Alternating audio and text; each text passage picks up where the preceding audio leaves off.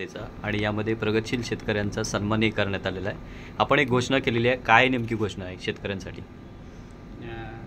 आज या प्रगतीशील शेतकऱ्यांचा चिपळूण नागरी पतसंस्थेनं जो सन्मान केला त्याबद्दल शेतकऱ्यांच्या वतीने वाशिष्ठी डेअरी मनापासूनची ऋणी आहे आणि त्यांचे आभारी व्यक्त करतो। आणि या माध्यमातून गेल्या 3 वर्षाच्या ज्या वाटचालीमध्ये अतिशय मोठ्या प्रमाणात शेतकऱ्यांनी वाशिष्ठी डेअरीला सहयोग आणि पाठबळ उभं केलेलं आहे। आज वाशिष्ठी डेअरीच्या माध्यमातून जवळजवळ रोज 50,000च्या वरती दूध संकलित होते आणि जवळजवळ 11,000च्या वरती शेतकरी त्यामध्ये दूध घालत आहेत। म्हणून गेल्या वर्षीप्रमाणेही आम्ही यावेळी दिवाळीचा बोनस हा 11,000 शेतकऱ्यांना आर्थिक वर्षातल्या जाहीर केलेला आहे आणि ती रक्कम जवळजवळ 79 लाख रुपये ही शेतकऱ्यांच्या दिवाळीपूर्वी खात्यात जमा होईल असे या ठिकाणी मी या प्रकल्पाच्या वतीनं जाहीर करतो। त्याचबरोबर त्यांची जी सुरक्षा ठेव अनामत आहे ती जवळजवळ 60 लाख रुपयाची सुरक्षा अनामत ही शेतकऱ्यांच्या खात्यात त्यांच्या दुधाच्या प्रमाणात त्या पद्धतीने वर्षभराच्या दुधाच्या प्रमाणात ती जमा होईल आणि याबद्दल शेतकऱ्यांचं दिवाळीसाठी अभिनंदन करत असताना अशाच पद्धतीचं सहकार्य आणि पाठबळ शेतकऱ्यांचं वाशिष्ठीच्या पाठीमागे उभं राहावं अशी या ठिकाणी मनापासून विनंती करतो। साहेब, अमोलला जे जमणार नाही ते तिथपर्यंत आपण मजल केली असं संदर्भात आपण बोलत होतो, नेमका काय विषय होता तो?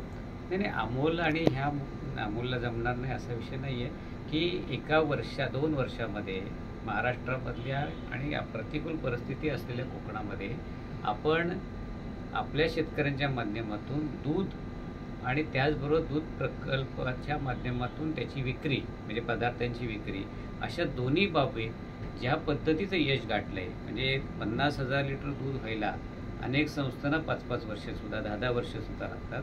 आपण हे 50,000 लिटर आता 2 वर्षातच क्रॉस केलं।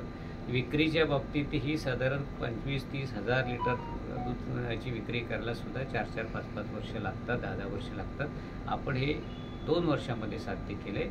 हे निव्वळ आपले शेतकरी आणि या प्रकल्पावर किंवा आमच्यावरती प्रेम करणाऱ्या सगळ्या शेतकऱ्यांचं ग्राहकांचा जो विश्वास आहे त्यामुळे हे शक्य झालं।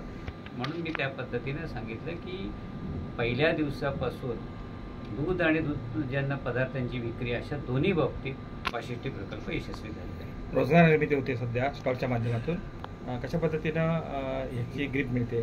बघा, गेल्या वर्षी 7,500 शेतकरी या प्रकल्पाला जोडले गेले होते। आता ही संख्या जवळजवळ 13,000 शेतकऱ्यांची आहे।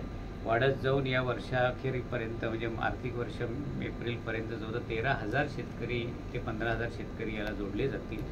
आणि मग ही 15,000 शेतकरी त्याच्याचबरोबर आज असणाऱ्या आउटलेट्स, आज असणाऱ्या आमच्या डिस्ट्रीब्युटर्स या सगळ्या माध्यमातून जवळजवळ कोकणामध्ये 25,000 पेक्षा अधिक लोकांना, शेतकऱ्यांना प्रत्यक्ष अप्रत्यक्ष हा रोजगार निर्माण झालेला आहे वाशिष्ठी आणि दुग्ध व्यवसायाच्या माध्यमातून। शेवटचा प्रश्न, आता तुम्ही म्हणालात की ज्यांना 5 वर्ष जमलं नाही आम्ही 2 ते 3 वर्षात सक्सेस करून दाखवलं, नक्की काय फॉर्म्युला वापरलात?